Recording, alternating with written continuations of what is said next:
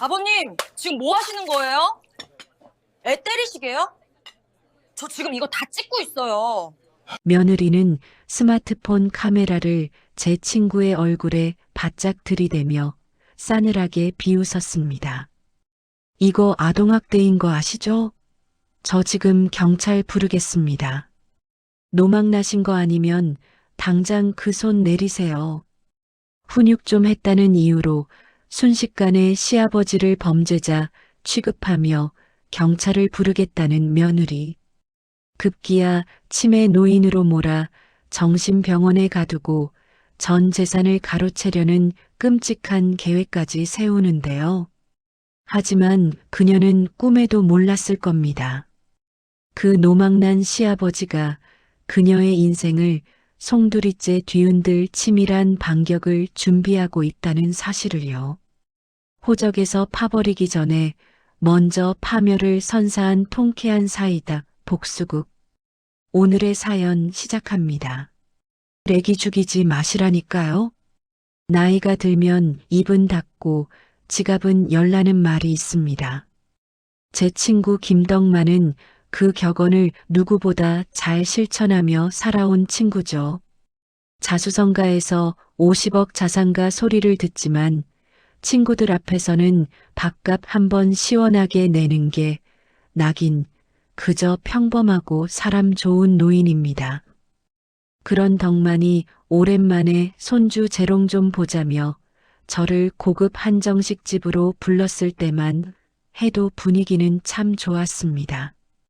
고소한 참기름 냄새가 감도는 식당 안 덕만이 흐뭇한 표정으로 손자 김민준을 바라보며 물었습니다. 우리 민준이 갈비 맛이 어떠냐? 할애비가 우리 강아지 많이 먹으라고 제일 비싼 걸로 시켰는데. 하지만 10살짜리 손자 녀석은 할아버지 말은 귓등으로도 안 듣고 스마트폰 게임에만 코를 박고 있었습니다. 게임 속에서 터져나오는 요란한 전자음 소리가 고즈넉한 식당 안을 쩌렁쩌렁 울렸죠.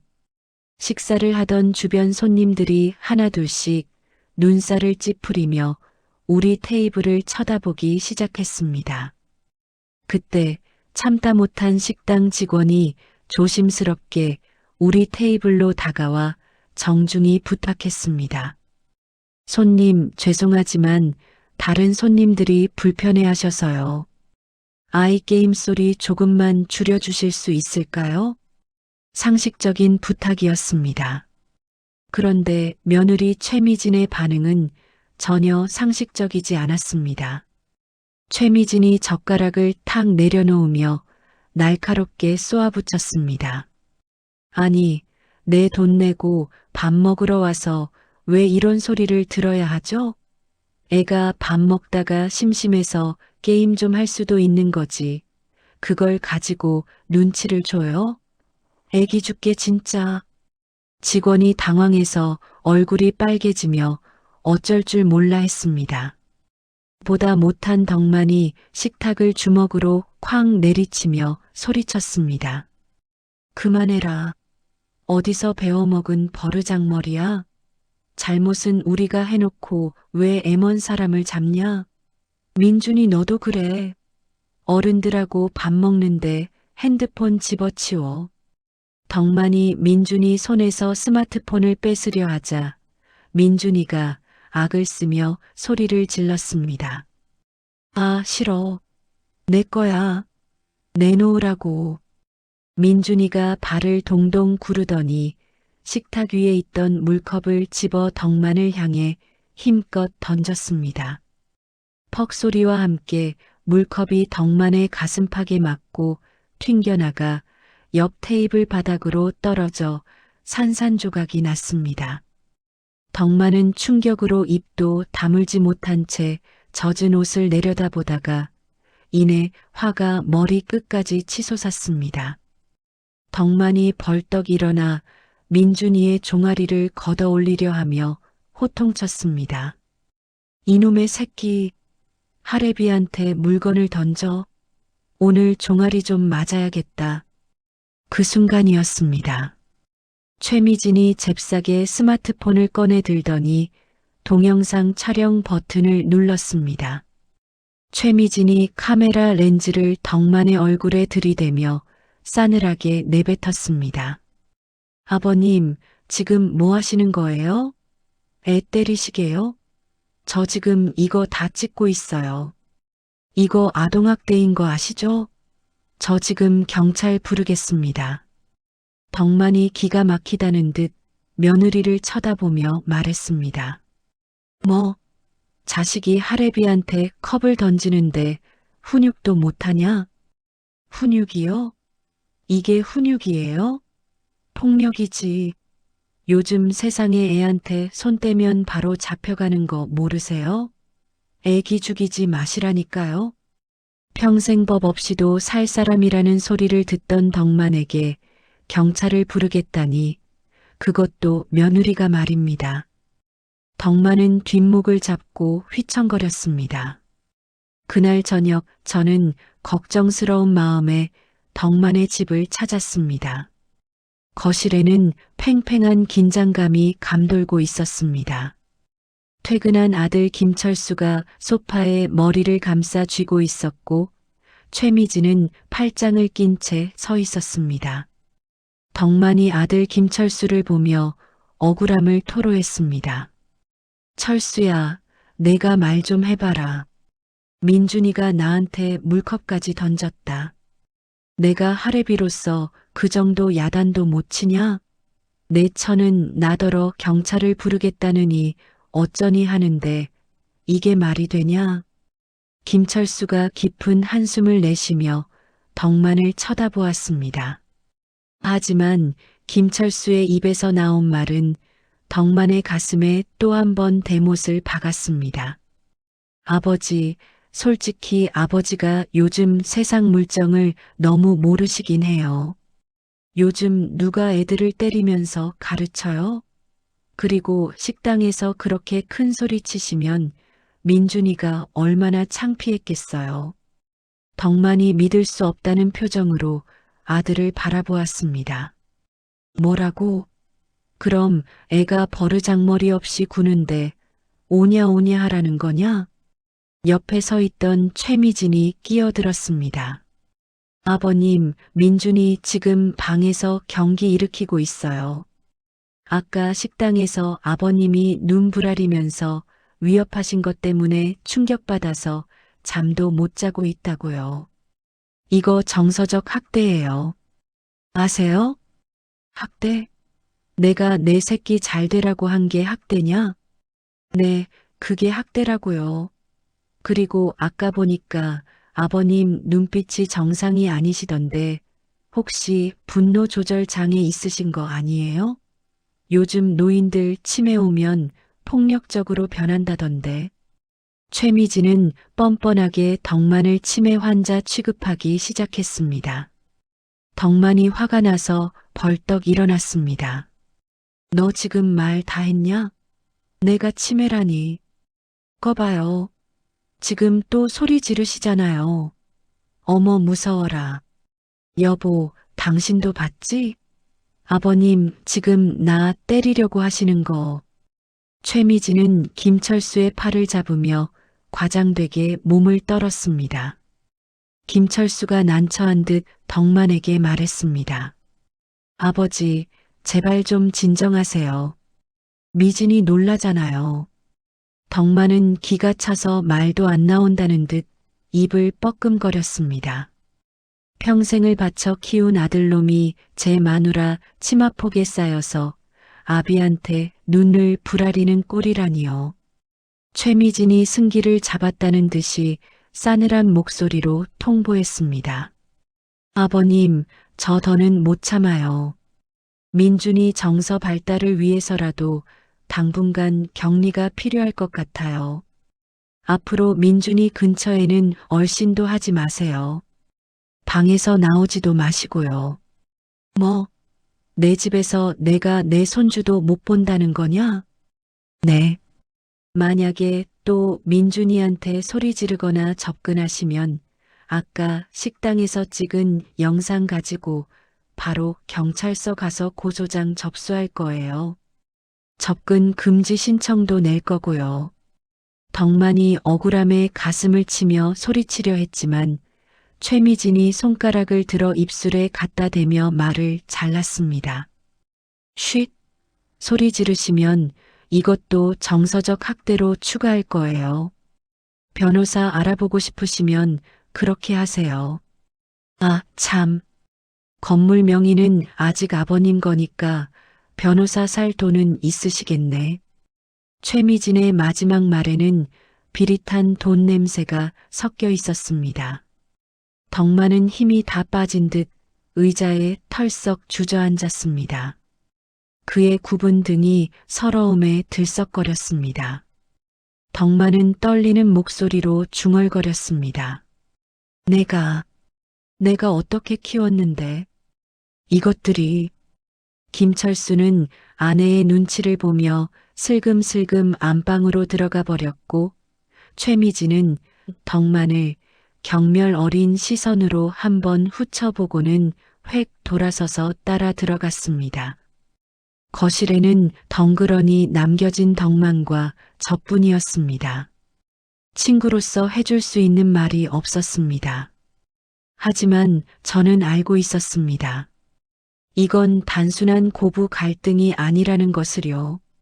저 며느리의 눈빛은 먹잇감을 노리는 하이에나의 그것과 똑같았습니다.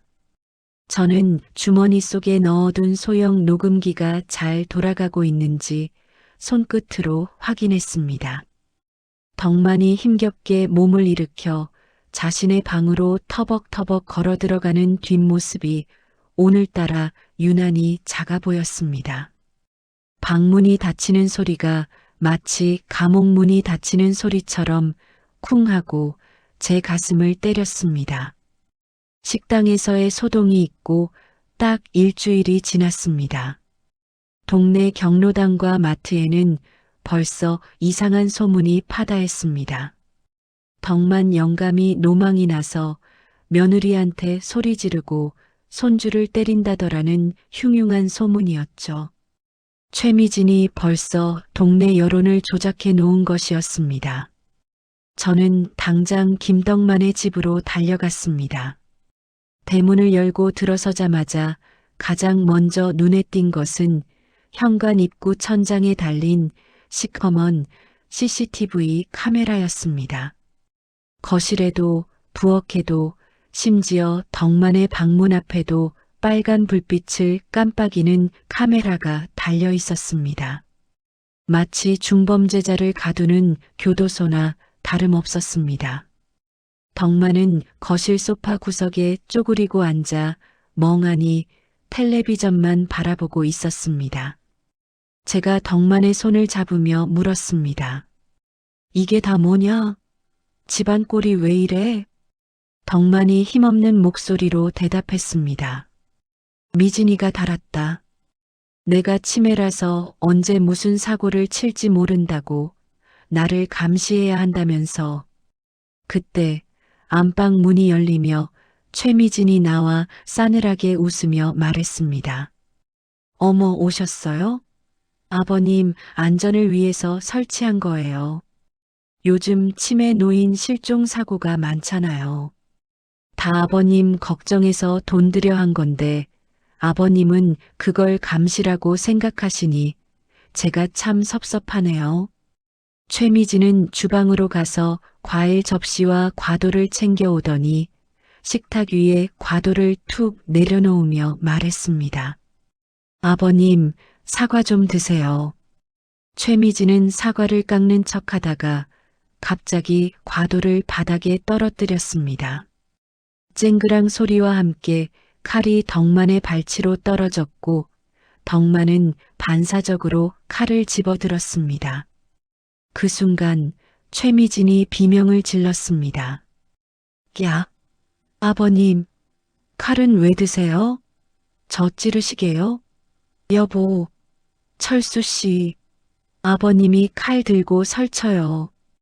퇴근해서 들어오던 김철수가 그 비명 소리를 듣고 뛰어들어와 덕만의 손목을 낚아챘습니다. 아버지, 지금 뭐 하시는 거예요? 당장 칼 내려놓으세요. 아니다. 애미가 칼을 떨어뜨려서 내가 주워준 것뿐이야. 아니야, 여보. 갑자기 칼을 뺏어서 나한테 휘둘렀어. 저기 CCTV 봐봐. 아버님이 칼 들고 있는 거 다 찍혔을 거야. 최미진이 가리킨 CCTV 각도에서는 덕만이 칼을 집어들고 며느리 쪽으로 향하는 모습만 찍혔을 게 분명했습니다. 김철수는 제 해명은 듣지도 않고 품 안에서 요양병원 팸플릿을 꺼내 탁자 위에 올려놓았습니다. 아버지, 저랑 미진이도 한계예요. 여기 시설 좋대요. 집에 CCTV까지 달아놓고 감시하는 것보다 거기서 케어받으시는 게 아버지한테도 더 낫잖아요. 덕만이 배신감에 치를 떨며 아들을 쳐다보았습니다. 뭐라고? 나더러 고려장 당하라는 거냐? 내 집 놔두고 요양원에 처박혀서 죽으라고? 고려장이라니요. 다 아버지 생각해서 하는 말이에요. 민준이도 할아버지 무서워서 방에서 나오지도 않잖아요. 그때 방문이 살짝 열리며 손자 김민준이 고개를 내밀었습니다. 덕만이 반가운 마음에 손을 뻗었지만 민준은 엄마야. 할아버지 미쳤어. 하고 소리를 지르며 다시 방문을 쾅 닫고 들어가 버렸습니다. 최미진이 쐐기를 박았습니다. 보세요. 애가 저렇게 공포에 떨잖아요. 아버님, 결단 내리세요. 요양병원 안 가실 거면 재산 관리라도 저희한테 넘기세요. 치매 노인이 50억이나 되는 재산을 들고 있다가 사기라도 당하면 우리 식구 다 길거리에 나앉아요. 뭐, 이제야 본색을 드러내는구나. 결국 내 돈이 탐나서 이러는 거지. 탐나서라니요. 법적 보호자니까 관리해 드려야죠. 통장이랑 인감도장 다 내놓으세요. 안 그러면 저 정말 내일 당장 정신병원에 강제 입원 신청할 거예요. 덕만은 꼼짝없이 덫에 걸린 쥐 신세가 되었습니다. 저는 더 이상 두고 볼 수 없어 자리를 박차고 일어났습니다. 자네들 정말 천벌 받을 거야. 덕만아, 나간다. 일단 오늘은 참아라. 저는 밖으로 나왔지만 그대로 집으로 갈 수는 없었습니다. 저는 마당 한 구석 장독대 뒤로 몸을 숨겼습니다. 잠시 후 거실에는 최미진 혼자 남은 듯 조용해졌고 그녀가 누군가에게 전화를 걸었습니다. 오빠, 나야. 응, 방금 한바탕 했어. 영감탱이 이제 거의 다 넘어왔어. 아까 칼 들고 설치는 거 내가 다 찍어놨거든. 저는 숨을 죽이고 녹음기 버튼을 눌렀습니다. 응, 남편? 걘 멍청해서 내가 하라는 대로 해. 키키. 응, 건물명의 이전 서류 준비해놔. 인감만 뺐으면 바로 처리하게. 아, 그리고 그 대출 말이야. 영감 명의로 최대한 당길 수 있는 대로 다 알아봐줘. 요양원 보내버리면 어차피 확인도 못할 테니까. 충격적인 내용이었습니다. 누군가와 짜고 덕만의 전 재산을 가로채고 대출까지 받아 챙기려는 계획적인 범죄였습니다. 오빠라고 부르는 저 남자가 누구인지 알아내야 했습니다. 최미진은 한참 동안 킬킬거리더니 전화를 끊었습니다. 아휴, 늙은이 냄새. 빨리 치워버려야지. 최미진의 혼잣말이 비수처럼 날아와 꽂혔습니다. 저는 떨리는 손으로 녹음기를 움켜쥐었습니다. 심장이 쿵쿵거려 숨쉬기조차 힘들었지만 한편으로는 다행이라는 생각이 들었습니다. 놈들의 꼬리를 잡았으니까요. 저는 발소리를 죽여 조심스럽게 덕만의 집 마당을 빠져나왔습니다. 밤하늘에는 먹구름이 잔뜩 끼어 있었고 멀리서 천둥 소리가 들려왔습니다. 마치 덕만의 집에 닥쳐올 거대한 폭풍우를 예고하는 것 같았습니다. 집으로 돌아온 저는 낡은 노트 한 권을 펼쳐 오늘 보고 들은 모든 것을 기록하기 시작했습니다. 이것은 내 친구 김덕만을 구하기 위한 전쟁의 서막이자 악마들을 처단할 살생부였습니다. 저는 전화기를 들어 서울에 있는 조카 김민성에게 문자를 보냈습니다. 민성아, 급한 일이 생겼다. 내가 좀 내려와 줘야겠다. 너희 큰아버지 일이다. 이제부터는 시간 싸움이었습니다. 저들이 덕만을 정신병원에 가두기 전에 제가 먼저 저들의 가면을 벗겨야 했습니다. 창밖으로 빗방울이 하나둘 떨어지기 시작했습니다. 비 내리는 소리가 마치 덕만의 눈물 소리처럼 처량하게 들리는 밤이었습니다. 며칠 뒤 하늘에 구멍이라도 뚫린 듯 장대비가 쏟아지는 오후였습니다. 저는 빗소리에 묻혀 들리지 않을까봐 귀를 쫑긋 세우고 덕만의 집 동태를 살피고 있었습니다. 그때 빗물을 튀기며 검은색 고급 세단 한 대가 덕만의 집 마당으로 미끄러지듯 들어왔습니다. 차 문이 열리고 한눈에 봐도 건달티가 나는 사내 하나가 내렸습니다.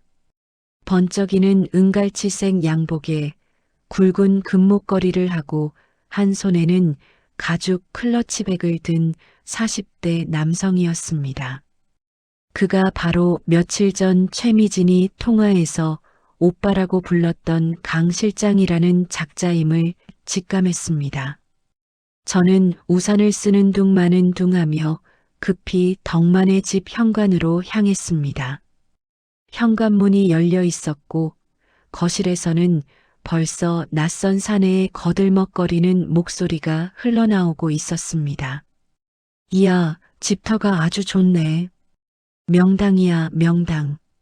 어르신, 이런 노른자 땅을 그냥 깔고 앉아만 계셨습니까? 이거 개발만 하면 돈방석인데.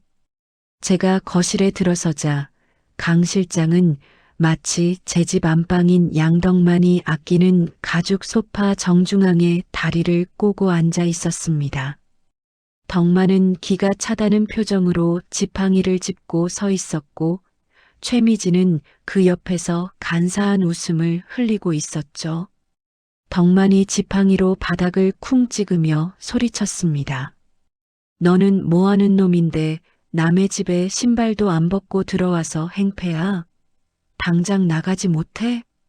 그러자 최미진이 덕만의 앞을 가로막으며 말했습니다. 아버님, 소리 좀 지르지 마세요. 이분은 제 친척 오빠예요. 미국에서 투자 자문회사 크게 하시는 강민석 대표님이시라고요. 아버님 재산 관리 도와주러 일부러 오신 귀한 분이에요. 미국에서 온 투자 전문가라니요. 제가 보기에는 영락없는 사기꾼이나 깡패처럼 보였습니다. 하지만 옆에 서 있던 아들 김철수는 아내의 거짓말을 철석같이 믿는 눈치였습니다. 김철수가 강 실장에게 허리를 굽히며 인사했습니다. 아, 말씀 많이 들었습니다. 처형내 육촌 오빠 되신다고요. 먼 길 오시느라 고생하셨습니다. 강 실장은 김철수를 위아래로 훑어보더니 비릿한 미소를 지으며 대꾸했습니다. 아, 우리 매제 되시는구나. 미진이한테 얘기 많이 들었어. 사람 좋게 생겼네. 근데 사람이 좋기만 해서 이 험한 세상 어떻게 사나? 가장이 능력이 있어야 처자식을 먹여 살리지.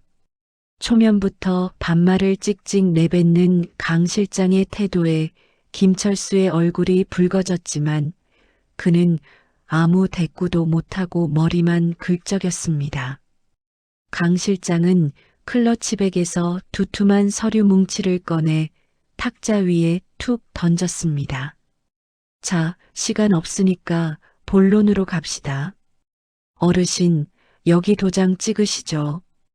이 집이랑 건물, 리모델링 싹 해서 상가로 돌릴 겁니다.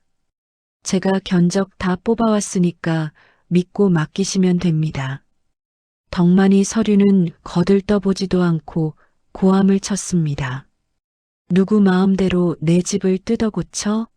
나는 죽어도 여기서 죽을 거니까 썩 꺼져. 그러자 강 실장이 껌을 짝짝 씹으며 덕만에게 얼굴을 들이밀었습니다. 아따, 노인네 고집 한번 세네. 어르신, 이거 어르신 좋으라고 하는 거 아닙니다.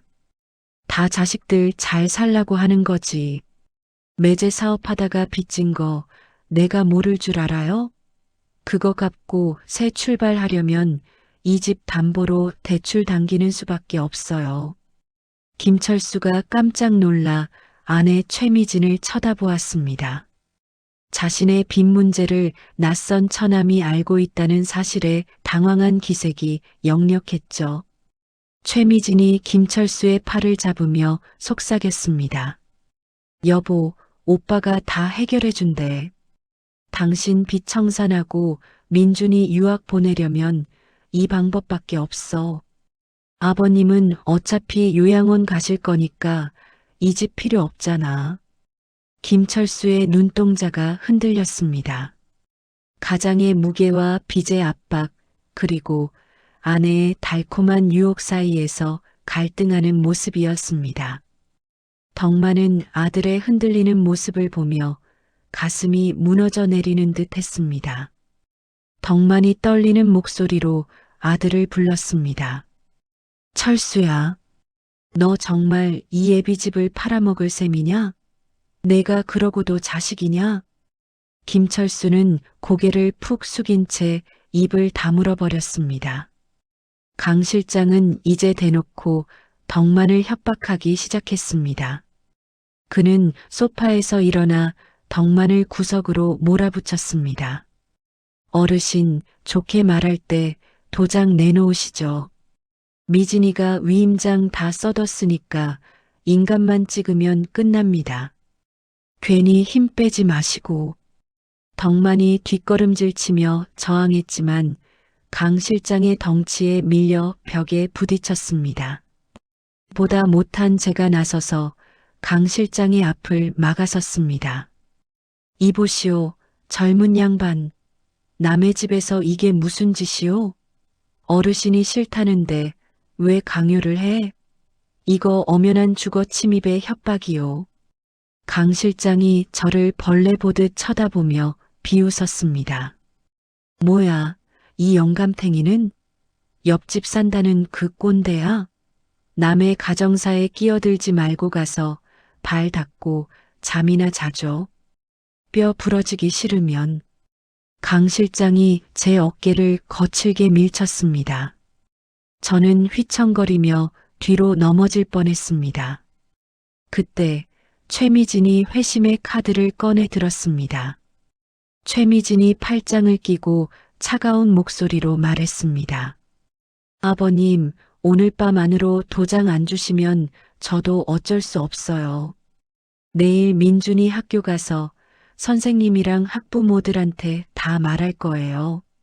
시아버지가 중증 치매라서 손자를 학대하고 흉기로 위협했다고요. 덕만의 눈이 공포로 크게 뜨였습니다. 손자 김민주는 덕만의 전부였습니다. 그런 손자가 학교에서 미치광이 할아버지 둔 아이라고 손가락질 받는 것만은 죽기보다 싫었을 겁니다. 최미진은 그 약점을 정확하게 파고들었습니다. 요즘 애들 무서운 거 아시죠? 소문나면 민준이 왕따 당하는 거 한순간이에요. 민준이 인생 망치고 싶으세요? 아니면 조용히 도장 찍고 요양원 가시겠어요? 너란 년은 정말. 덕만은 분노와 슬픔이 뒤섞인 눈물을 흘리며 주저앉았습니다. 강 실장은 낄낄거리며 덕만의 앞에 인주와 도장을 들이밀었습니다. 자, 손주 생각하셔야지. 어르신이 희생하면 온 집안이 평화로워진다니까. 빨리 찍어. 비바람 소리가 더욱 거세게 창문을 때렸습니다. 마치 덕만의 오열 소리처럼 들렸습니다. 저는 주먹을 꽉 쥐었습니다. 여기서 물러설 수는 없었습니다. 저는 몰래 휴대폰을 꺼내 강 실장의 얼굴과 그가 타고 온 차량 번호판이 보이도록 현관 밖을 향해 셔터를 눌렀습니다. 그리고 최미진과 강 실장이 나누는 눈빛을 놓치지 않았습니다. 단순한 친척과 여동생 사이라기엔 너무나 끈적하고 은밀한 눈빛 교환이었습니다. 저 둘은 확실히 공범, 아니 그 이상의 관계가 분명했습니다.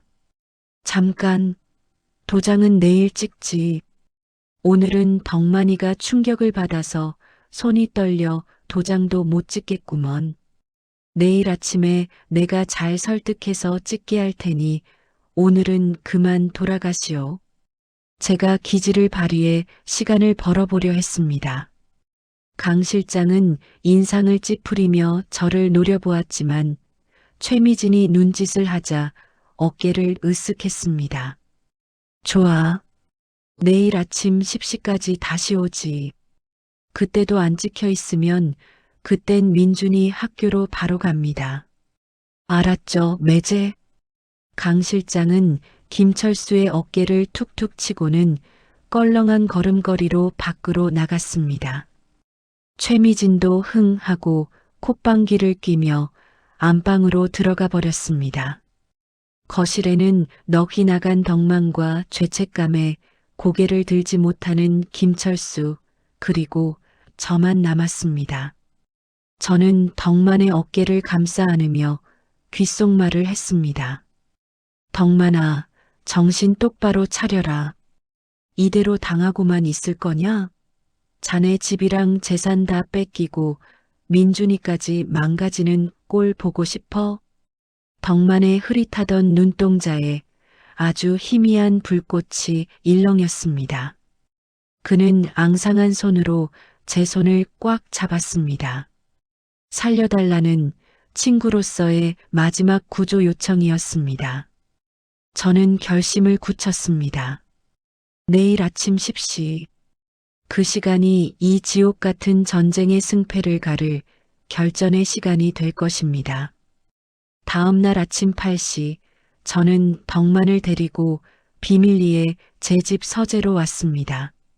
그리고 서울에서 밤새 차를 몰고 내려온 제 조카 김민성이 서류 가방을 들고 우리를 기다리고 있었습니다. 김민성의 눈빛은 날카롭게 빛나고 있었습니다. 다음 날 아침 8시, 제 서재에는 비장한 공기가 감돌았습니다. 서울에서 새벽바람을 가르며 내려온 제 조카 김민성이 노트북을 탁자 위에 펼쳤습니다. 전직 검사 출신 변호사인 김민성의 눈빛은 매서웠습니다.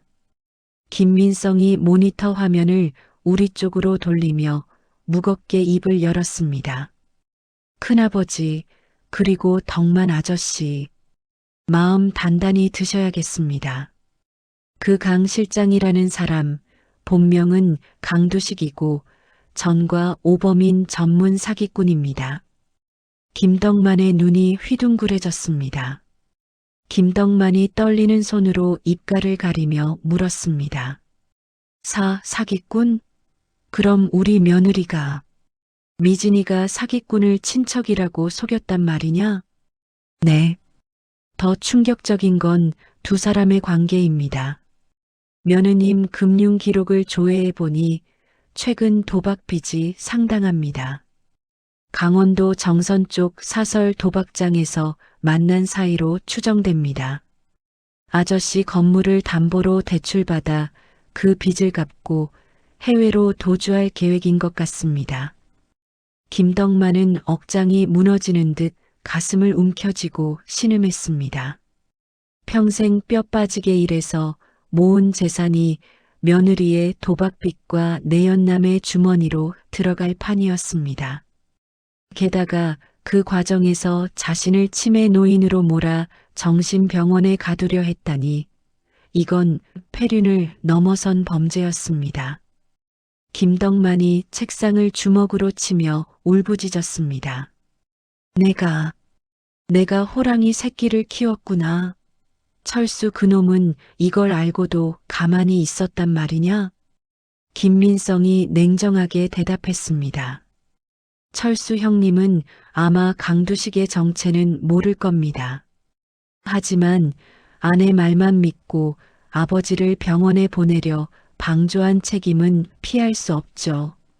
저는 김덕만의 어깨를 두드리며 말했습니다. 덕만아, 울 때가 아니다. 지금 울면 내가 지는 거야. 놈들은 내가 무너지기만 기다리고 있어. 정신 똑바로 차리고 반격해야지. 김민성이 서류 봉투 하나를 꺼내며 거들었습니다. 맞습니다. 법적 처벌은 당연한 거고 저들에게 가장 뼈아픈 복수를 해야죠. 바로 돈입니다. 저들이 아저씨를 괴롭히는 이유는 딱 하나, 50억 건물 때문이니까요. 김민성은 준비해온 재산 기부 약정서와 유언장을 탁자 위에 펼쳤습니다. 김민성이 볼펜을 건네며 비장하게 말했습니다. 아저씨 전 재산을 사회에 환원하겠다고 선언하십시오. 그리고 법적으로 유류분 반환 청구 소송조차 어렵게 제가 설계한 이 유언장에 서명하시고요. 이게 저들에게 날리는 핵폭탄이 될 겁니다. 김덕만이 펜을 쥐고 잠시 망설였습니다. 하지만 이내 결심한 듯 입술을 꽉 깨물었습니다. 그래. 자식놈이 돈 귀한 줄 모르고 부모를 팔아먹으려는데 이 돈을 쥐고 있어봤자 독이 될 뿐이다. 내 돈 좋은 데 쓰고 저 썩어 빠진 것들 정신이나 차리게 해주마. 김덕만은 힘있게 서류에 도장을 꾹 눌러 찍었습니다. 붉은 인주가 종이 위에 선명하게 박혔습니다. 그것은 단순한 도장이 아니라 김덕만의 피눈물이자 선전포고였습니다. 한편 그 시각 김덕만의 집에서는 또 다른 변화가 일어나고 있었습니다. 손자 김민주는 목이 말라 방문을 살짝 열고 나왔습니다. 거실 소파에는 최미진과 강 실장이 앉아 킬킬거리고 있었습니다. 김민주는 본능적으로 벽 뒤에 몸을 숨기고 귀를 기울였습니다. 강 실장이 껌을 씹으며 비릿한 목소리로 물었습니다. 오늘 영감탱이 도장 찍으면 바로 요양원 보내는 거지? 최미진이 코웃음을 치며 대답했습니다. 요양원? 돈 아깝게 거기를 왜 보내? 그냥 싼 정신병원 폐쇄병동 알아봐 놨어. 약 잔뜩 먹여서 재우면 몇 달 못 가서 죽을걸? 늙은이 죽으면 보험금도 꽤 나와. 김민주는 입을 틀어막았습니다. 엄마는 분명 할아버지가 편찮으셔서 좋은 병원에 모시는 거라고 했었습니다. 강 실장이 턱짓으로 김민준의 방을 가리키며 물었습니다. 근데 저 애새끼는 어떡할 거냐? 우리 해외로 뜰 때 데려갈 거야? 아유 미쳤어? 쟤를 왜 데려가? 안 그래도 게임 중독에 말도 안 들어서 귀찮아 죽겠는데. 돈 들어오면 쟤는 그냥 시골 기숙 학원에 처박아 버릴 거야. 유학 보냈다고 뻥치고 돈만 보내주면 알아서 크겠지. 크크크. 너 진짜 독하다. 역시 내 스타일이야.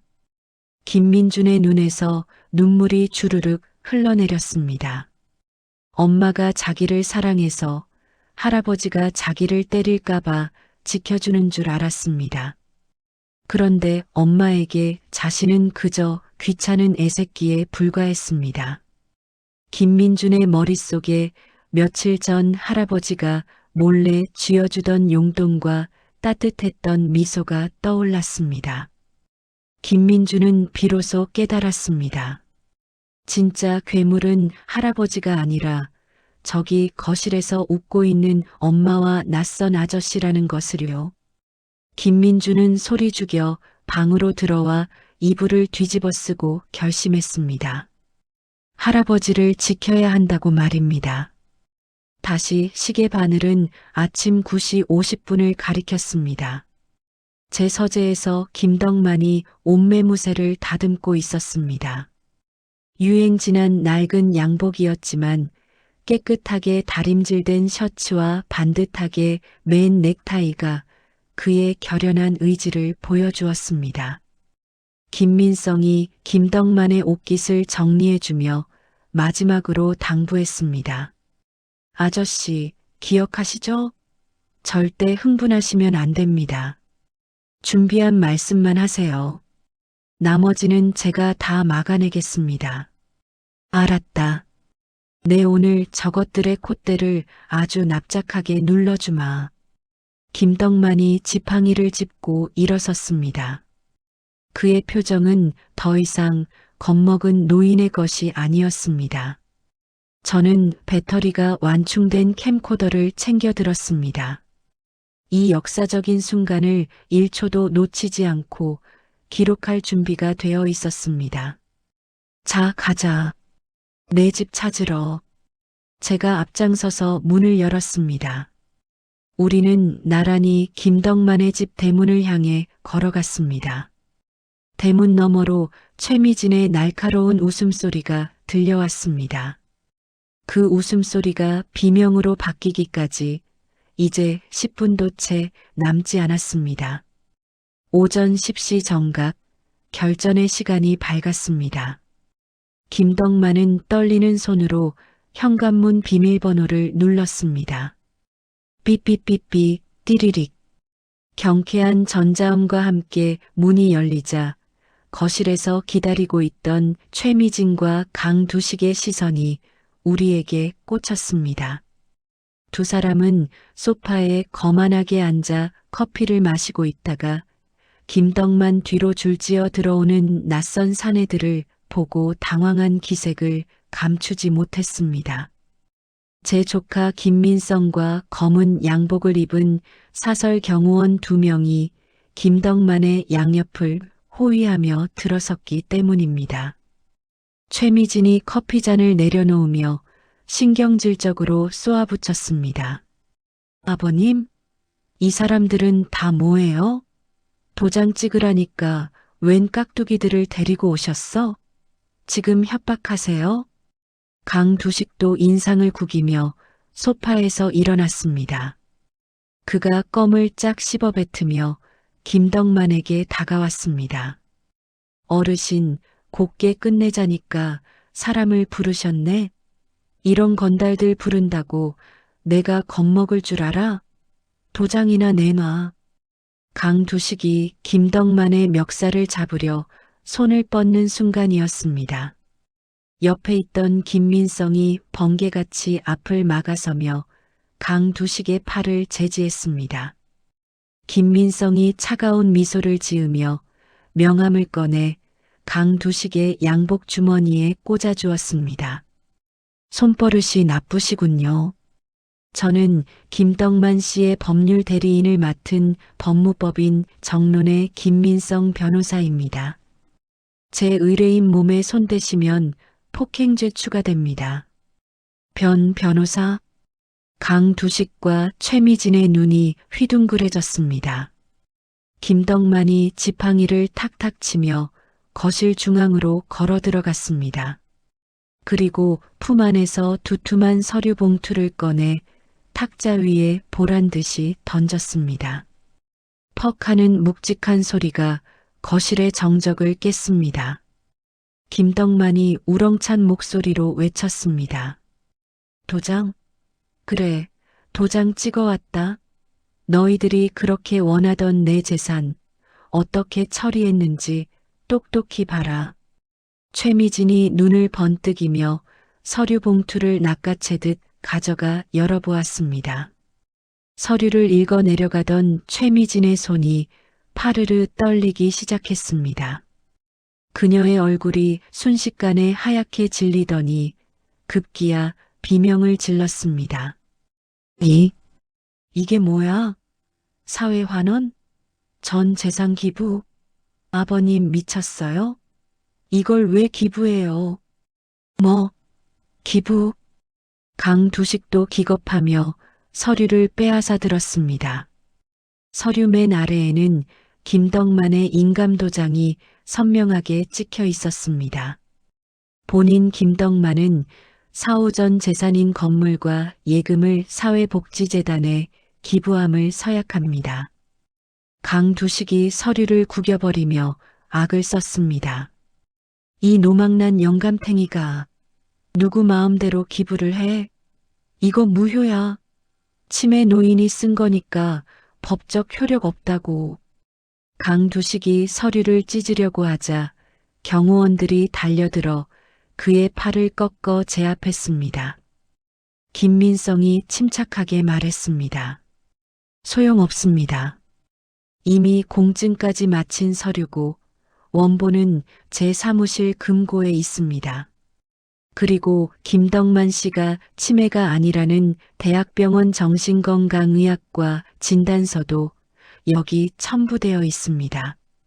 최미진은 바닥에 주저앉아 억울하다는 듯 땅을 쳤습니다. 그녀의 눈에서 도끼 어린 눈물이 쏟아져 나왔습니다. 내 돈, 내 50억. 내가 이 냄새나는 노인네 비위 맞추느라 얼마나 고생했는데. 여보, 당신 뭐해? 아버님이 우리 굶어 죽으라고 작정을 하셨는데 보고만 있을 거야? 구석에 처박혀 있던 김철수가 그제야 울상이 되어 김덕만에게 기어왔습니다.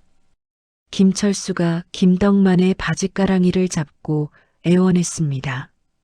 아버지, 이러지 마세요. 기부라니요. 그럼 민준이는요? 하나뿐인 손자한테 뭐라도 물려주셔야죠. 김덕만이 아들을 내려다보는 눈빛에는 슬픔과 분노가 뒤섞여 있었습니다. 김덕만이 아들의 손을 매몰차게 뿌리치며 호통쳤습니다. 손자? 내가 감히 손자 이름을 입에 올려? 내 처가 내 손주를 볼모로 잡고 협박할 때 넌 뭐했냐? 애비 재산 팔아먹으려고 작당한 놈이 이제 와서 손자 타령이야. 아, 아버지. 저는 그냥 비켜라. 내 눈에 흙이 들어가기 전엔 너희한테 10원 한 장 못 준다. 그때였습니다. 굳게 닫혀있던 김민준의 방문이 벌컥 열렸습니다. 방 안에서 김민준이 뛰쳐나와 김철수와 최미진 사이를 가로막고 섰습니다. 김민준의 얼굴은 눈물범벅이 되어 있었습니다. 김민준이 최미진을 향해 목청껏 소리쳤습니다. 거짓말쟁이. 엄마는 거짓말쟁이야. 거실에 있던 모든 사람의 시선이 10살짜리 꼬마에게 집중되었습니다. 최미진이 당황해서 김민준의 팔을 잡아 끌었습니다. 민준아, 너 왜 이래? 방에 들어가 있으라니까.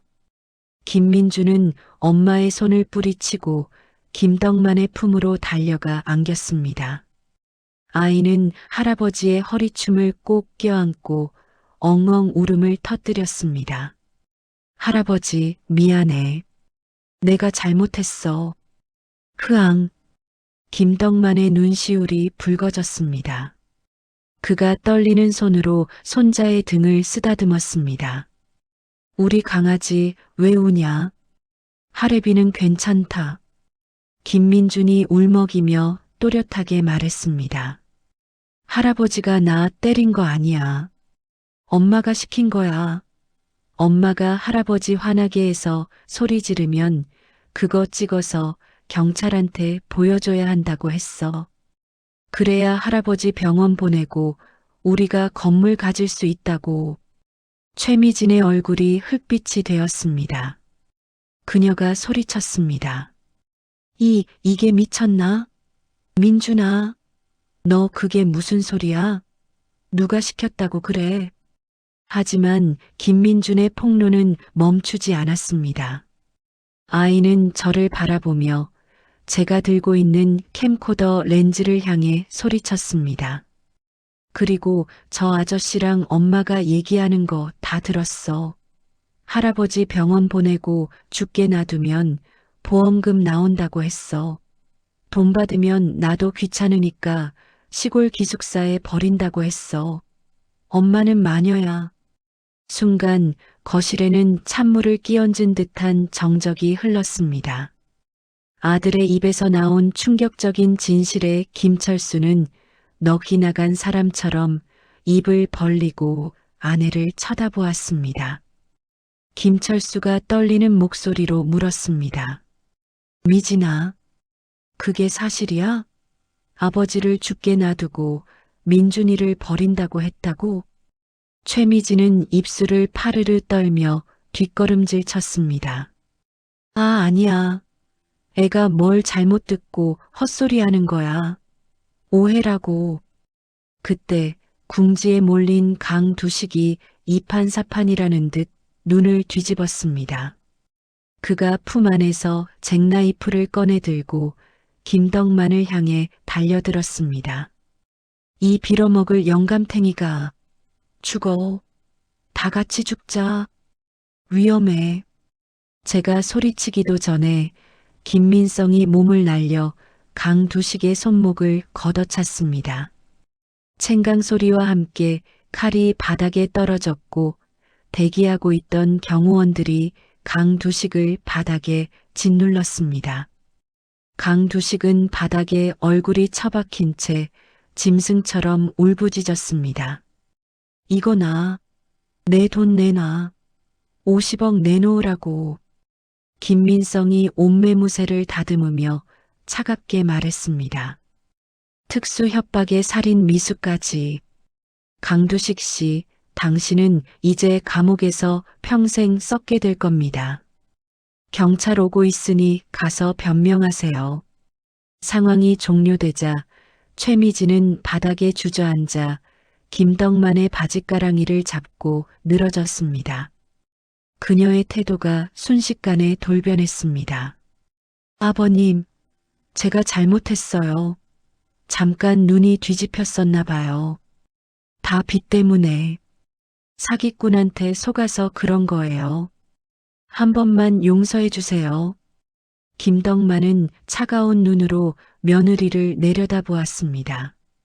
그의 눈빛에는 더 이상 일말의 자비도 남아있지 않았습니다. 김덕만이 지팡이로 바닥을 쿵 찍으며 그동안 가슴속에 맺혀있던 응어리를 토해내듯 소리쳤습니다. 용서? 애기 죽이지 말라고 했었지? 그래, 내가 애기 안 죽이려고 훈육 안 했더니 내가 아주 기고만장해서 시애비 머리 꼭대기까지 올라갔더구나. 김덕만은 손자 김민준을 등 뒤로 숨기며 며느리에게 삿대질했습니다. 내가 바로 애기 죽이는 년이야. 돈 때문에 자식까지 팔아먹는 내 년이 애미 자격이 있냐? 꼴도 보기 싫으니 당장 내 집에서 나가. 내 호적에서 파버리기 전에 당장 꺼지란 말이다. 그것은 호랑이의 포효였습니다. 김덕만의 서슬 퍼런 일갈에 최미진은 아무 말도 못하고 덜덜 떨기만 했습니다. 저는 이 통쾌한 순간을 하나도 놓치지 않고 카메라에 담았습니다. 뷰파인더 속 김덕만의 모습은 그 어느 때보다 거대해 보였습니다. 하지만 승리의 기쁨도 잠시였습니다. 흥분이 가라앉을 새도 없이 김덕만의 얼굴이 갑자기 붉게 달아오르기 시작했습니다. 김덕만이 가슴을 부여잡으며 거친 숨을 몰아쉬었습니다. 덕만아. 김덕만의 몸이 힘없이 앞으로 고꾸라졌습니다. 김민준이 할아버지 하고 비명을 질렀고 거실은 순식간에 아수라장이 되었습니다. 쓰러진 김덕만의 입가에 거품이 물려 있었습니다. 너무 큰 충격과 스트레스가 기어이 화근이 된 것이었습니다. 멀리서 사이렌 소리가 들려오고 있었지만 김덕만의 의식은 점점 희미해져 가고 있었습니다. 그리고 그 혼란스러운 틈을 타 바닥에 엎드려 있던 최미진의 눈빛이 다시금 소름 끼치게 번뜩였습니다. 요란한 사이렌 소리가 귓가를 때렸습니다. 구급차 안은 긴박하게 돌아가고 있었습니다. 산소 마스크를 쓴 김덕만의 얼굴은 핏기 하나 없이 창백했고 불규칙하게 울리는 심전도 모니터 소리만이 그가 아직 살아있음을 알리고 있었죠. 저는 김덕만의 차가운 손을 잡고 끊임없이 말을 걸었습니다. 덕만아, 정신 차려. 이대로 가면 안 돼. 이제 다 해결됐는데 눈 좀 떠보란 말이야. 그런데 기가 막힌 건 이 구급차 안에 최미진이 타고 있다는 사실이었습니다. 아까 거실에서 김덕만이 쓰러지자마자 최미진은 언제 빌었냐는 듯 표정을 싹 바꾸고 구급대원에게 매달렸습니다. 그녀는 자신이 유일한 보호자라며 억지로 구급차에 올라탔습니다. 지금 최미진은 김덕만의 발치에 앉아 무표정한 얼굴로 스마트폰을 두드리고 있었습니다. 걱정하는 기색은커녕 무언가 열심히 계산하는 듯한 눈빛이었습니다. 제가 참다 못해 소리쳤습니다. 재수 씨, 지금 사람이 죽어가는데 핸드폰질이요? 양심이 있소? 최미진이 고개를 들어 저를 빤히 쳐다보며 대꾸했습니다. 아저씨, 조용히 좀 하세요. 시끄러워서 아버님 더 잘못되시겠네. 그리고 저 재수 씨라고 부르지 마세요. 듣기 싫으니까. 그 뻔뻔함에 말문이 막혔습니다. 병원은 금방이었습니다. 응급실 자동문이 열리고 의료진들이 달려 나와 김덕만의 이동 침대를 끌고 안으로 뛰어들어갔습니다.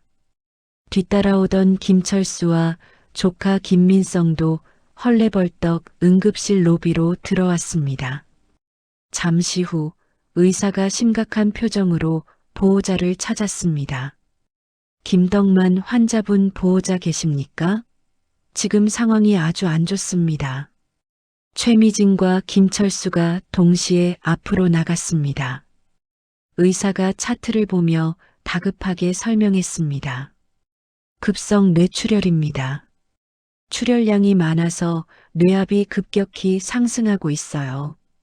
지금 당장 두개골을 열고 혈종을 제거하는 수술을 하지 않으면 생명이 위험합니다. 1분 1초가 급해요. 저는 가슴이 철렁 내려앉았습니다.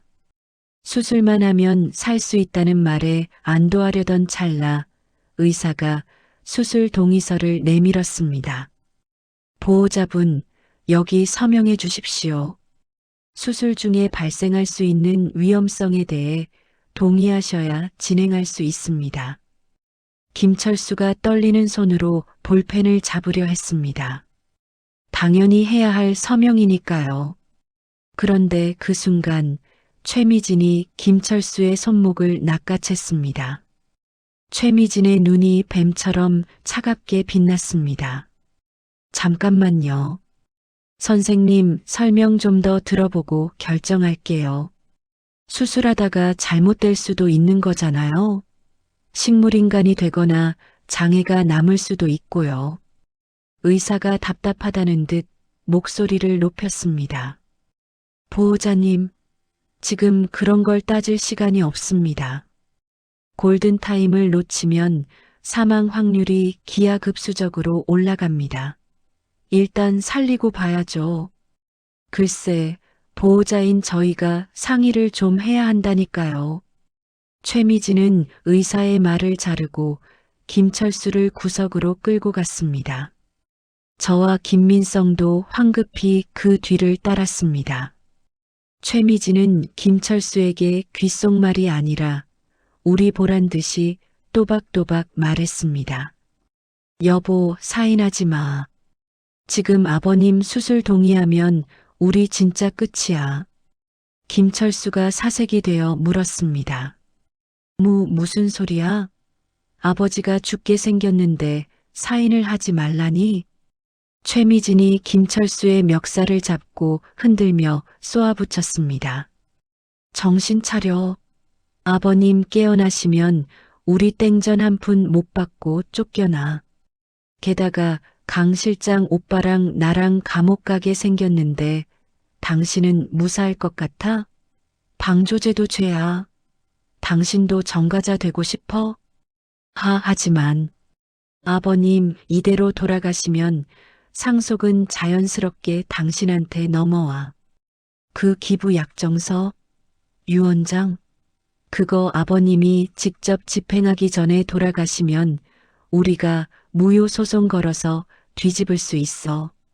생각 좀 해. 이 여자는 사람이 아니었습니다. 악마라는 말도 아까운 괴물이었습니다. 돈 때문에 시아버지가 죽기를 바라고 남편에게 폐륜을 종용하고 있었습니다. 제가 달려들어 소리쳤습니다. 내가 인간이냐? 사람 목숨 가지고 장난질을 쳐? 김민성도 격분하여 나섰습니다. 당신 지금 뭐 하는 겁니까? 이거 부작위에 의한 살인 미수입니다. 당장 서명하세요. 최미진은 눈 하나 깜짝하지 않고 김민성을 노려보았습니다.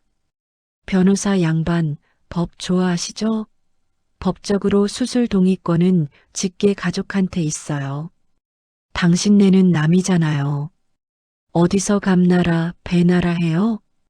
최미진은 김철수의 손에 들린 볼펜을 빼앗아 바닥에 던져버렸습니다. 그리고 팔짱을 끼고 거만한 태도로 거래를 제안했습니다. 좋아요. 아버님 살리고 싶으세요? 그럼 조건이 있어요. 아까 그 기부 약정서 원본이랑 유언장, 지금 당장 가져와서 내 눈앞에서 찢어버리세요. 그리고 경찰에 신고한 거 취하하고 합의서 써주세요. 그럼 수술 동의할게요. 생명을 담보로 한 협박. 응급실의 차가운 공기보다 더 소름 끼치는 제안이었습니다. 김민성이 주먹을 불끈 쥐었습니다. 지금 협박하십니까? 그따위 각서 써봤자 법적 효력 없는 거 아시잖습니까? 효력이 있든 없든 내 마음 편하게 해달라고요. 싫으면 말던가. 시간 계속 가는데 어떡할래요? 그때 응급실 안에서 간호사가 다급하게 뛰쳐나왔습니다. 보호자분, 환자분 혈압이 계속 떨어져요. 심정지 올 수도 있어요. 빨리 결정해 주세요. 김철수가 비명을 지르며 머리를 감싸 쥐었습니다. 아, 어떡해. 아버지. 저는 김철수의 어깨를 잡고 흔들었습니다. 철수야, 내가 아들이잖아. 내 마누라 말 듣지 말고 가서 사인해. 아버지가 너를 어떻게 키웠는데 이러냐. 김철수는 눈물범벅이 된 얼굴로 저와 최미진을 번갈아 보았습니다. 최미진이 김철수의 귀에 대고 속삭였습니다. 여보, 선택해. 저 노인네 살리고 우리 세 식구 길거리에 나앉을 건지 아니면 눈 딱 감고 50억 챙겨서 민준이랑 떵떵거리고 살 건지. 당신 아들이 흙수저로 살길 원해? 김철수의 동공이 심하게 흔들렸습니다. 가장의 무게, 돈의 유혹, 그리고 아내에 대한 공포가 그를 짓누르고 있었습니다. 김철수는 바닥에 떨어진 볼펜을 주울 생각도 못하고 그저 덜덜 떨기만 했습니다. 그 모습이 너무나 한심하고 원망스러워 저는 가슴을 쳤습니다. 김민성이 다급하게 어딘가로 전화를 걸었습니다. 네, 부장님. 접니다. 지금 긴급 상황입니다.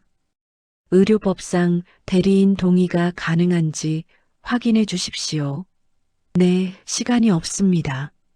하지만 법적 절차는 시간이 걸립니다. 지금 김덕만에게 필요한 건 1분 1초의 시간 싸움이었습니다. 최미진은 벽에 기대서서 손톱을 확인하며 여유를 부리고 있었습니다. 마치 김덕만의 숨이 끊어지기만을 기다리는 저승사자처럼 말입니다. 응급실 안쪽에서는 기계음이 요란하게 울리기 시작했습니다. 삐삐삐삐. 경고음이 빨라질수록 제 심장도 터질 것만 같았습니다. 저는 바닥에 무릎을 꿇고 김철수의 바짓가랑이를 잡았습니다. 철수야, 제발. 제발 부탁이다. 내 아버지 살려다오. 내가 이렇게 빈다. 응? 김철수는 아버지 하며 울먹였지만 최미진의 서슬 퍼런 눈빛에 압도되어 한 발자국도 떼지 못했습니다. 최미진이 저를 내려다보며 비웃었습니다. 아저씨, 무릎 관절도 안 좋으신데 일어나세요. 그러게 진작에 곱게 요양원 가셨으면 이런 일 없잖아요. 다 아버님이 자초하신 일이에요. 그때였습니다. 로비 구석 의자에 웅크리고 앉아있던 손자 김민준이 자리에서 벌떡 일어났습니다. 아이는 아까부터 어른들의 싸움을 공포에 질린 눈으로 지켜보고 있었습니다. 김민준이 작은 주먹을 꽉 쥐고 아빠 김철수를 향해 걸어왔습니다. 아이의 눈에는 눈물이 가득했지만 그 눈빛은 그 어느 때보다 결연했습니다. 응급실 로비의 공기는 무겁게 가라앉아 있었습니다. 김민준이 작은 주먹을 꽉 쥐고 아빠 김철수를 향해 걸어왔습니다. 10살짜리 아이의 눈에 고인 눈물이 조명에 반사되어 보석처럼 빛났습니다. 김민준이 김철수의 바짓가랑이를 잡고 있는 힘껏 흔들었습니다. 아이가 목이 터져라 비명을 질렀습니다. 아빠, 할아버지 죽게 하지 마. 할아버지 죽으면 나도 죽어버릴 거야. 김철수가 깜짝 놀라 아들을 내려다보았습니다. 김민주는 숨이 넘어갈 듯 헐떡이며 그동안 가슴속에 담아두었던 공포를 토해냈습니다. 엄마가 거짓말한 거야. 할아버지 죽으면 돈 받아서 나 시골 기숙사에 버린다고 했어.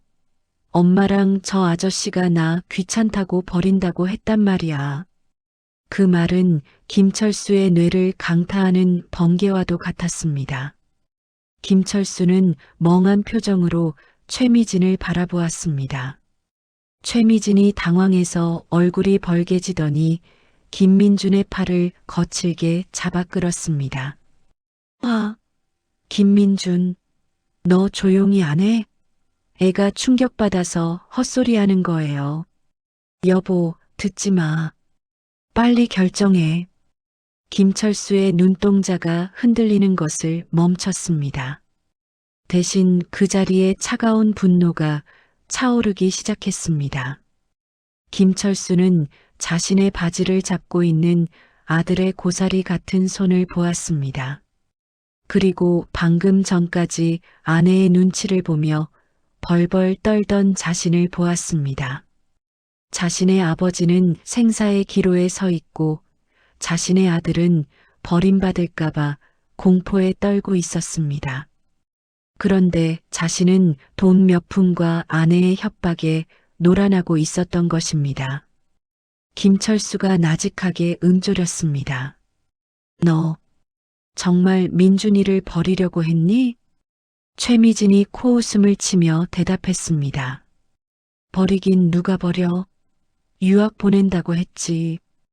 당신도 민준이 꼴통이라 속 썩었잖아. 다 우리 가족을 위해서. 닥쳐.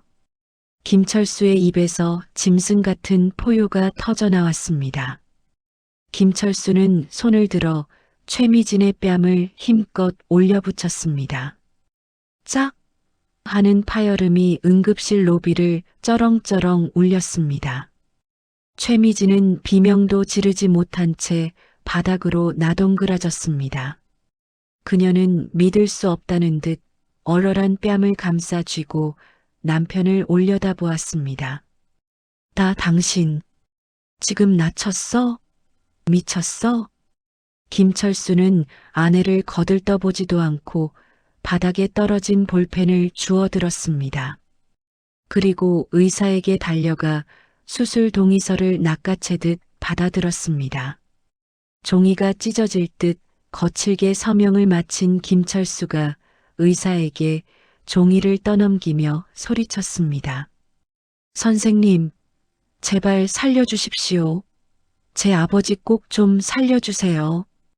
의사는 고개를 끄덕이고는 즉시 수술실로 달려들어갔습니다. 곧이어 수술 준비해 하는 다급한 외침과 함께 김덕만의 이동 침대가 수술실 안으로 사라졌습니다. 수술 중임을 알리는 붉은 등이 탁 하고 켜졌습니다. 그제야 김철수는 다리에 힘이 풀린 듯 바닥에 주저앉았습니다. 김민준이 아빠의 품으로 파고들며 엉엉 울었습니다. 김철수는 아들을 으스러져라 끌어안고 함께 오열했습니다. 민준아, 미안하다. 아빠가 미안해. 아빠가 병신이라서. 바닥에 쓰러져 있던 최미진이 도끼 어린 눈으로 일어났습니다. 머리카락이 헝클어진 채 그녀는 악기처럼 소리 질렀습니다. 김철수, 내가 감히 내 뺨을 때려? 너 이혼이야. 내가 가만 안 둬.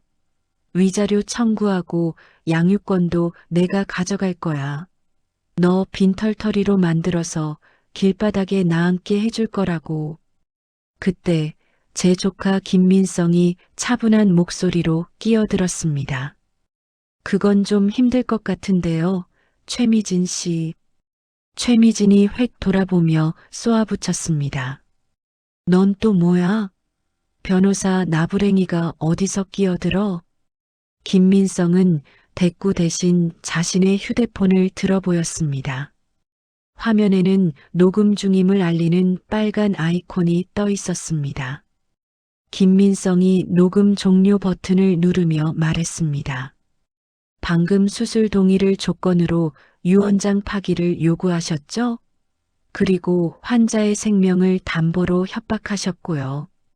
이 모든 대화 내용, 여기 다 녹음되었습니다. 부작위에 의한 살인 미수, 강요, 협박, 그리고 아까 댁에서 있었던 아동학대와 사기 방조 혐의까지.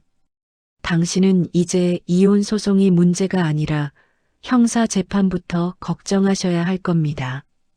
그 순간 응급실 자동문이 열리고 제복을 입은 경찰관 3명이 들이닥쳤습니다. 이미 강두식 연행 과정에서 연락을 받았던 관할 경찰서 형사들이었습니다. 김민성이 경찰관들에게 다가가 녹음된 파일과 증거 자료를 넘기며 상황을 설명했습니다. 이 여자분이 현행범입니다. 긴급 체포 요건 충족합니다. 경찰관이 최미진에게 다가와 미란다 원칙을 고지했습니다. 최미진 씨, 당신을 존속살해 미수 및 사기 혐의로 긴급 체포합니다. 변호사를 선임할 수 있고. 경찰이 최미진의 손목에 차가운 수갑을 채웠습니다. 철컥 소리가 나자 최미진이 발악하며 몸부림쳤습니다. 이거나, 내가 뭘 잘못했는데? 난 내 권리 찾으려고 한 거야. 여보, 철수 씨, 보고만 있을 거야? 나 좀 도와줘. 최미진은 조금 전까지 저주를 퍼붓던 남편에게 매달렸습니다. 하지만 김철수는 아들을 안은 채 천천히 일어서서 아내를 내려다보았습니다. 그의 눈빛은 싸늘하게 식어 있었습니다. 당신 권리, 당신한테는 가족보다 돈이 권리였겠지. 내 아내 최미진은 이미 죽었어. 당신은 그냥 괴물일 뿐이야. 죗값 치르고 나와. 이혼 서류는 구치소로 보낼 테니까. 아, 김철수, 내가 나한테 어떻게 이럴 수 있어. 으악. 최미진은 경찰관들에게 양팔이 붙들려 끌려나갔습니다. 응급실 복도 끝까지 그녀의 악에 바친 비명소리가 메아리 쳤습니다. 그녀가 사라지고 난 뒤 응급실에는 다시 기계적인 소음과 정막만이 남았습니다. 저는 긴장이 풀려 의자에 털썩 주저앉았습니다. 손에 쥐고 있던 캠코더가 무겁게 느껴졌습니다. 하지만 아직 끝난 게 아니었습니다. 진짜 싸움은 지금부터였습니다. 저 수술실 안에서 김덕만이 죽음과 사투를 벌이고 있으니까요. 시간은 더디게 흘렀습니다. 1시간, 2시간, 3시간. 수술실 위의 붉은 등은 꺼질 줄을 몰랐습니다. 김철수는 복도 바닥에 앉아 머리를 벽에 찌으며 자책하고 있었고, 김민주는 지쳐서 제 무릎을 베고 잠이 들었습니다. 저는 속으로 수만 번 기도했습니다. 제발 덕만아, 이대로 가면 안 된다. 억울해서라도 살아야지. 내 손자 크는 거 봐야지. 창밖이 어둑어둑해질 무렵 드디어 수술실 등에 불이 꺼졌습니다. 철문이 열리고 수술복을 입은 의사가 지친 기색으로 걸어 나왔습니다. 우리는 용수철처럼 튀어나가 의사를 둘러쌌습니다. 김철수가 떨리는 목소리로 물었습니다. 서 선생님, 저희 아버지. 의사가 마스크를 벗으며 긴 숨을 내쉬었습니다. 그 짧은 순간이 영겁의 시간처럼 느껴졌습니다. 의사가 땀을 닦으며 희미하게 미소를 지었습니다.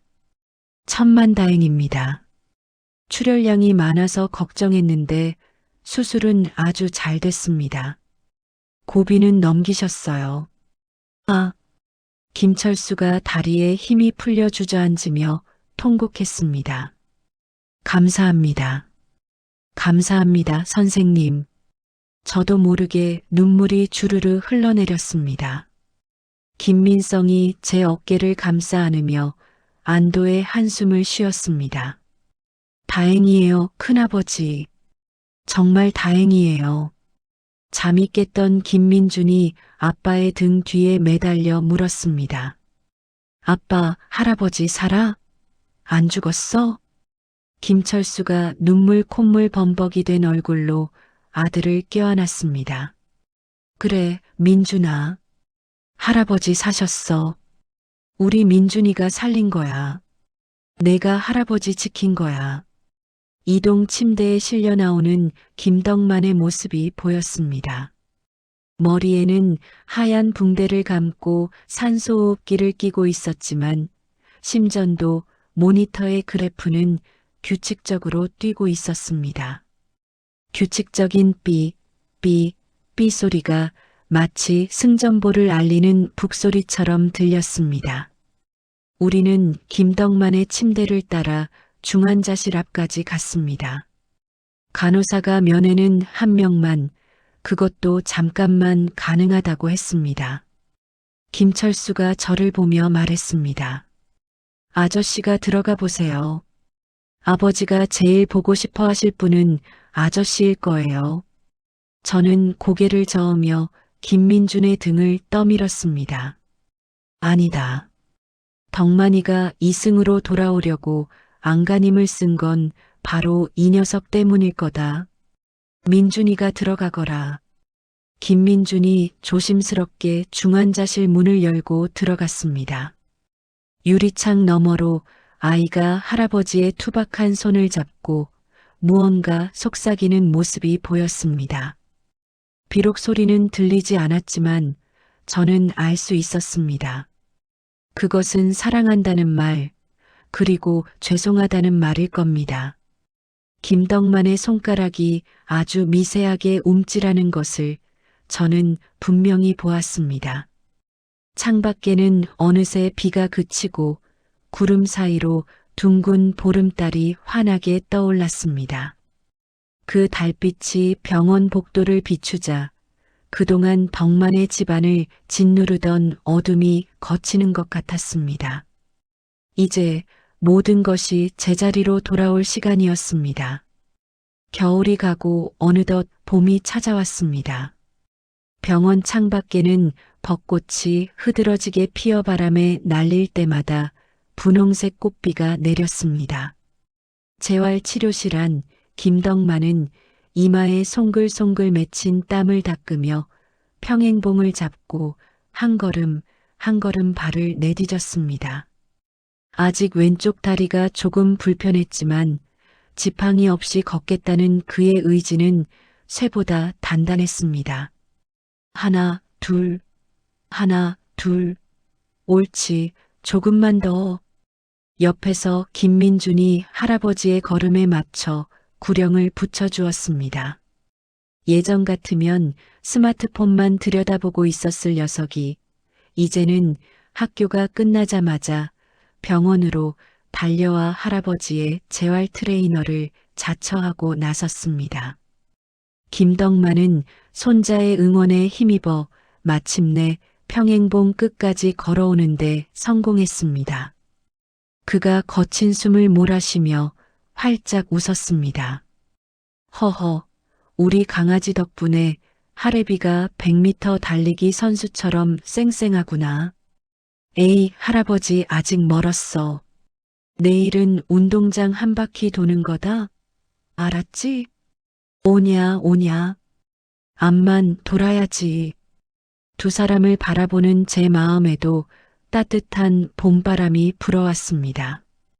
김철수는 한쪽 구석에서 과일을 깎으며 흐뭇하게 그 광경을 지켜보고 있었습니다. 그는 회사를 휴직하고 지난 6개월 동안 지극정성으로 아버지를 간병했습니다. 우유부단하고 나약했던 예전의 모습은 온데간데없고 이제는 제법 듬직한 가장의 태가 났습니다. 김철수가 잘 깎은 사과 한 조각을 덕만의 입에 넣어주며 말했습니다. 아버지 수고하셨어요. 이번 주말에 퇴원하시면 온천 여행이라도 다녀올까요? 민준이도 가고 싶어 하던데요. 온천은 무슨, 집에 가서 된장찌개나 보글보글 끓여 먹자. 병원 밥 지겨워서 못 살겠다. 네. 제가 기막히게 끓여드릴게요. 요즘 요리 학원 다니거든요. 그 평범한 대화가 얼마나 소중한지 우리는 지난 시련을 통해 뼈저리게 배웠습니다. 악몽 같았던 그날 이후 모든 것이 정리되었습니다. 최미진은 재판 결과 징역 5년을 선고받고 복역 중입니다. 그녀는 법정에서조차 반성의 기미 없이 억울하다고 소리치다 판사에게 호통을 듣고 끌려나갔다고 합니다. 강두식 역시 징역 7년이 확정되어 죗값을 치르게 되었습니다. 김철수는 최미진과 이혼하고 위자료 소송까지 승소하여 그녀가 숨겨두었던 비상금까지 찾아내 덕만의 병원비로 보탰습니다. 무엇보다 가장 큰 변화는 김덕만의 결단이었습니다. 그는 약속대로 50억 상당의 건물을 사회에 환원했습니다. 민준 장학재단이라는 이름으로 가정 형편이 어려워 공부를 못하는 아이들을 돕는 데 쓰기로 한 것이죠. 처음에는 주위에서 아깝지 않냐며 말리는 사람도 많았습니다. 하지만 김덕만은 껄껄 웃으며 이렇게 말했습니다. 돈이야 있다가도 없고 없다가도 있는 거지. 내 진짜 재산은 여기 있는데 뭐가 아까워? 그가 가리킨 진짜 재산은 바로 곁에서 웃고 있는 아들과 손자, 그리고 저 같은 친구였습니다. 퇴원하는 날, 우리는 1챕터에서 소동이 있었던 그 한정식 집을 다시 찾았습니다. 식당 사장님과 직원들은 처음에 덕만을 보고 긴장한 기색이 역력했습니다. 하지만 덕만이 정중하게 고개를 숙이며 사과하자 분위기는 반전되었습니다. 지난번에 제가 참 못난 짓을 했습니다. 늙은이가 주책맞게 소란을 피워 죄송합니다. 여기 사과의 뜻으로 떡 좀 해왔으니 드십시오. 덕만이 따끈한 시루떡 상자를 내밀자 직원들의 얼굴이 환해졌습니다. 김민준도 쭈뼛거리며 직원에게 다가가 배꼽 인사를 했습니다. 누나, 지난번에 컵 던져서 죄송해요. 다시는 안 그럴게요. 직원은 민준이의 머리를 쓰다듬으며 웃어주었습니다. 아이고, 착하다. 할아버지 말씀 잘 듣고 씩씩하게 커야 해. 우리는 갈비찜을 시켜놓고 도란도란 이야기를 나누며 식사를 했습니다. 민준이는 더 이상 식당에서 스마트폰을 꺼내지 않았습니다. 대신 할아버지 숟가락에 고기를 올려드리며 제잘제잘 학교 이야기를 늘어놓았죠. 그 모습을 카메라에 담는 제 손이 가볍게 떨렸습니다.